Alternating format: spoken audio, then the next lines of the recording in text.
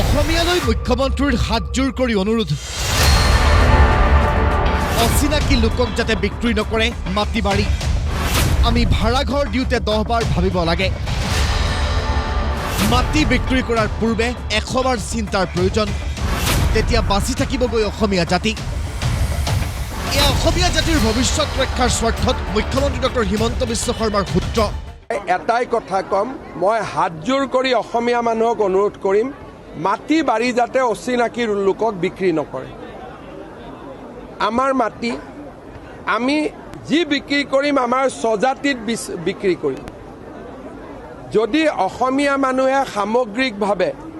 আমাৰ মাটি বাৰী অচিনাকি মানুহক যদি আমি বিক্ৰী নকৰোঁ আমি জাতিটো বচাব পাৰিম কিন্তু যদি আমি অচিনাকি লোকক মাটি বিক্ৰী কৰি থাকোঁ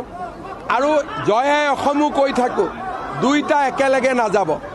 ভাড়া ঘৰ দিওঁতেও সাৱধান হ'ব লাগিব কাৰোবাক যেতিয়া ভাড়া ঘৰ দিম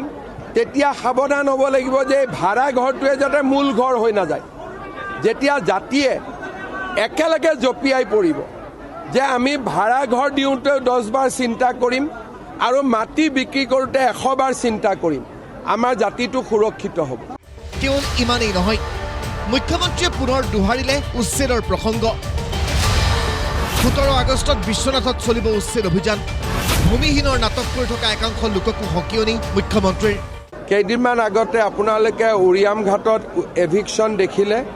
অহা 17 তাৰিখে বিশ্বনাথত এভিকশ্যন হ'ব আৰু এই ধৰণে আমি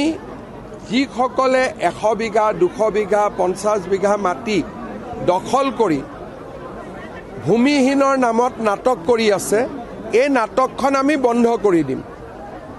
টাৰ্গেট বহুত ডাঙৰ কিন্তু এটা 5 বছৰতে ইমান কৰিব নোৱাৰি কিন্তু আমি যিমান পাৰোঁ আমি কাম কৰি গৈ থাকিম যাতে আমাৰ জাতি মাটি ভেটি সুৰক্ষিত হয় প্ৰধানমন্ত্ৰী নৰেন্দ্ৰ মোদীয়ে দিয়া মন্ত্ৰ অনুসৰিয়ে কাম কৰি যোৱা হৈছে বুলি নলবাৰীত মন্তব্য মুখ্যমন্ত্ৰী ডক্টৰ হিমন্ত বিশ্ব শৰ্মাৰ বিকাশৰ লগতে ঐতিহ্য ৰক্ষাৰ বাবে কাম কৰি যাব লাগিব প্ৰধানমন্ত্ৰী নৰেন্দ্ৰ মোদী ডাঙৰীয়াই আমাক এটা অমোঘ মন্ত্ৰ দিছে তেওঁ দুটা শব্দতে গোটেই কথাখিনি সামৰণি মাৰে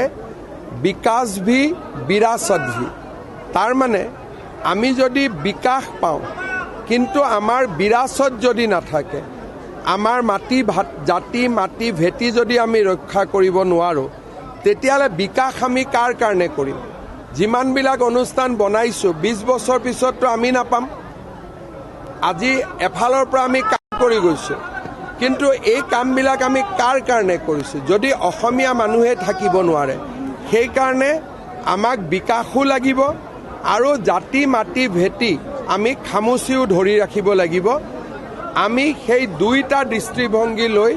ৰাজ্যত উন্নয়নৰ কামসমূহ আগুৱাই লৈ গৈ আছোঁ মুখ্যমন্ত্ৰীয়ে আইনগতভাৱে উচ্ছেদ চলাই থকা বুলি কোৱাৰ মাজতে উৰিয়াম ঘাটৰ উচ্ছেদত পুনৰ স্থগিতাদেশ গুৱাহাটী উচ্চ ন্যায়ালয়ৰ বৃহস্পতিবাৰে একাংশ উচ্ছেদিতৰ শুনানি গ্ৰহণ কৰে ন্যায়ালয়ে এই শুনানিৰ অন্তত জনোৱা হয় 57টা পৰিয়ালক 18 আগষ্ট পৰ্যন্ত উচ্ছেদ চলাব নোৱাৰিব বুলি নিৰ্দেশ দিয়ে উচ্চ ন্যায়ালয়ে